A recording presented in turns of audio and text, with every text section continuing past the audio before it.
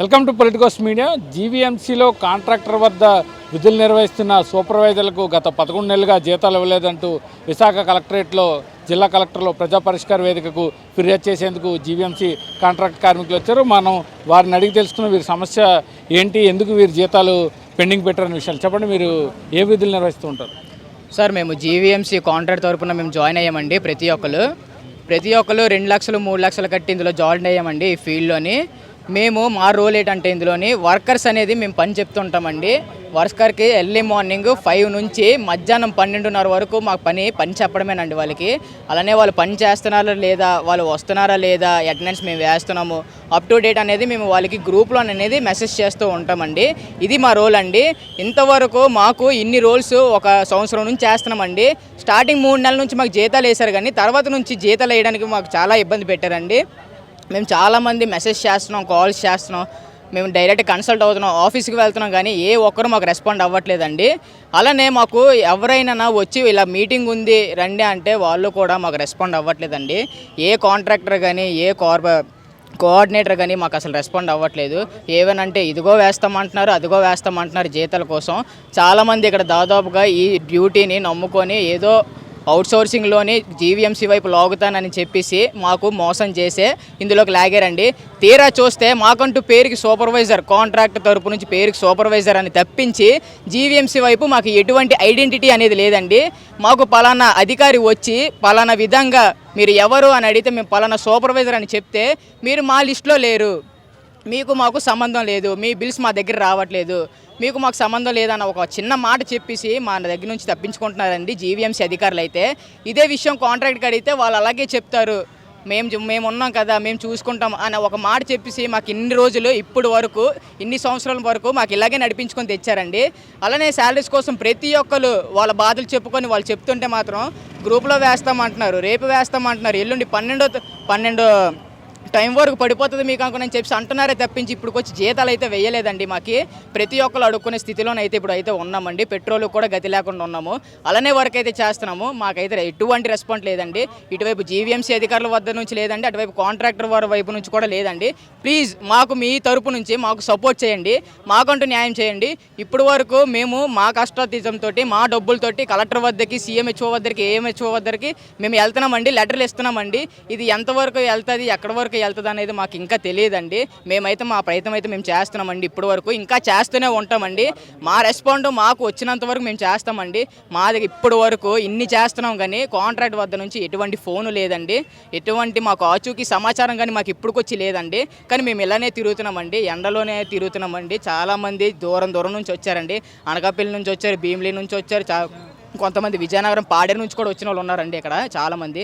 అయినా ఎటువంటి స్పందన లేదండి. మాకు మీ తరపు నుంచి అయినా మాకు స్పందన ఇస్తారని చెప్పేసి, ఒక న్యాయం చూపిస్తారని చెప్పేసి మేము ఆశిస్తూ సెలవు తీసుకుంటున్నానండి. మీకు ఎంత జీతం ఇస్తానని ఇందులో తీసుకున్నారు, మీరు ఎంత డబ్బులు కట్టారు? మాకు 18,000 ఇస్తామన్నారండి. ఇప్పటికి వచ్చి మాకు పిఎఫ్ ఈఎస్ఐ పోగా మాకు చేతికి వచ్చేది 13,000. అది కూడా పర్ఫెక్ట్గా ఇవ్వట్లేదు. ఒక రోజు లీవ్ పెడితే మాత్రం ఒక 10,000 11,000 పడుతుంది, కానీ మాకు చెప్పిన శాలరీ మాత్రం పడట్లేదు. మేము ఎన్నో స్ట్రైకులు ఇచ్చేసాం, కానీ సీఎంహెచ్ ఆఫీస్కి కూడా వెళ్ళి లెటర్ ఇచ్చాం, కానీ ఎలాంటి రెస్పాన్స్ లేదు. మా బాధ ఎవరికీ తెలియట్లేదు. మేము ఇంక ఏం చేయాలని చెప్పండి. మీరైనా సరే మీరు మాకు సపోర్ట్ చేశారు, రండిరా బాబు రండి అంటే ఏనా కొడుకు పట్టించుకోవట్లేదు. మేము చాలా ఇబ్బందులు పడిపోతున్నామండి. 11 నెలలు బట్టి జీతాలు లేవంటే అప్పులోళ్ళు వీళ్ళందరూ వచ్చి మీదన పడిపోయి రచ్చ చేసేస్తున్నారు. మేము చాలా ఇబ్బందులు పడుతున్నాం. దయచేసి మీడియా అండ్ ఆ యూనియన్ మమ్మల్ని ఆదుకోవాలని సవనీయంగా కోరుకుంటున్నాం. దయచేసి. ఏ విధులు నిర్వహిస్తారు మీరు? నేను జోన్ 2 నుంచి వచ్చాను సార్. జోన్ 2 మధురవాడ సూపర్వైజర్ని. అంటే వర్కర్స్కి క్లాబ్ డ్రైవర్స్ వెహికల్స్ ఉంటాయి కదా, వాటికి సూపర్వైజర్ అండి. సో మాకు దయచేసి మాకు న్యాయం చేకూరాలని మేము సవనీయంగా కోరుకుంటున్నాము. దయచేసి మాకు న్యాయం చేయండి. ఇప్పుడు మీరు క్లాబ్ వెహికల్స్ అంటే ఇంటింటికి తీసుకెళ్లే చెత్త వెహికల్స్ కదా, సో మీరు అటెండెన్స్ వాళ్ళ కార్మికులు వేస్తారు. అటెండెన్స్ ఎవరికి పంపిస్తారు? మేము డైరెక్ట్గా ఎస్టీసీ పంపిస్తామండి, సాయి దుర్గా కన్సల్టెన్సీకి. డైలీ అంటే మార్నింగ్ పంపిస్తాం, ఆఫ్టర్నూన్ కూడా పంపిస్తుంటాము. నెక్స్ట్ మాకు ఎలాంటి రెస్పాన్స్ లేదండి. అది మేనేజర్ శ్రీనివాస్ గారికి, వెంకటరెడ్డి గారికి, పృథ్వీ గారికి, అరవింద్ గారికి మేము డైలీ ఫోన్లు చేస్తున్నా సార్, నో రెస్పాన్స్.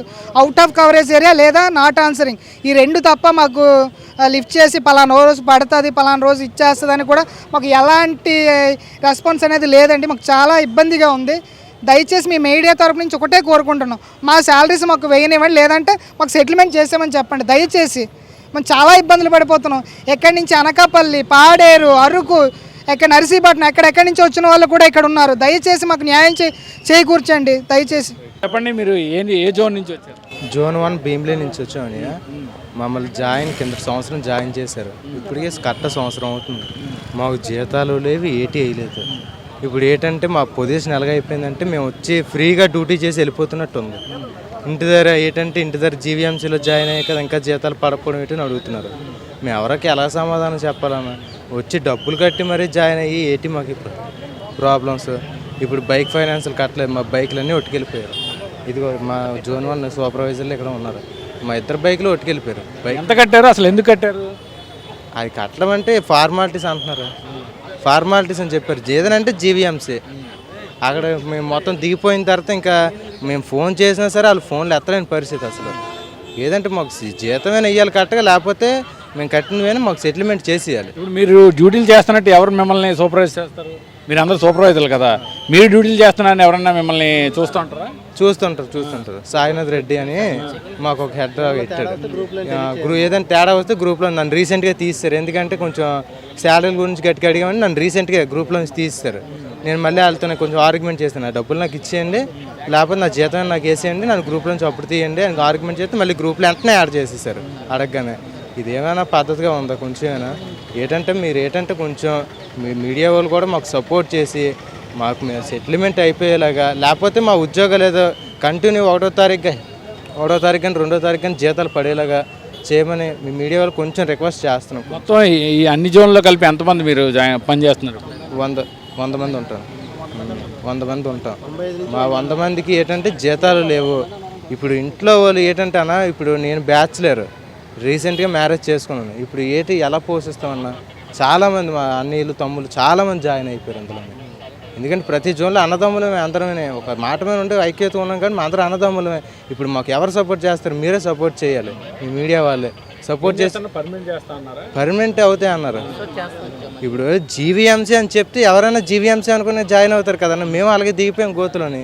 ఇప్పుడు మాకేం అర్థం అవ్వట్లేదు. మాకు ఏదో ఆధారం చూపించాలి. ఇప్పుడు అందరూ కలిపి మీ మీడియా వాళ్ళు మాకు ఏదో సపోర్ట్ చేసి కొంచెం మాకు ఆధారం చూపిస్తే.